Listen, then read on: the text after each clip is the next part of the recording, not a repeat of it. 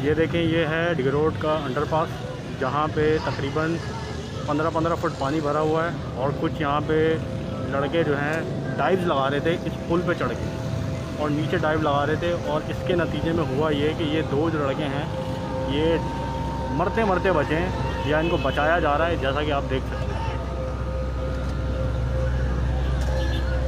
मज़ा तो आता है, इनको इसी पानी में डूबने के लिए छोड़ देते हैं ना, फिर इनको नसीहत हो जाती है, लेकिन जान बचाना फ़र्ज़ है। और ये एक और कूदा, ये डाइवर गया है इनको किनारे तक लाने के लिए, जो कि मेरे ख्याल से ज़्यादा पानी नहीं है अब, ये आराम से तैर के आ सकता है। इसकी तो हालत गैर हो गई है भाई,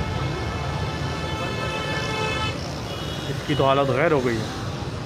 ओए होए होए, अल्लाह खैर करे भाई, अल्लाह खैर करे। ये तो भाई बेहोश भी हो गया।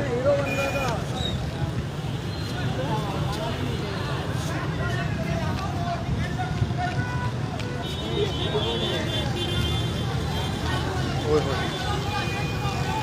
पेट दबा उसका।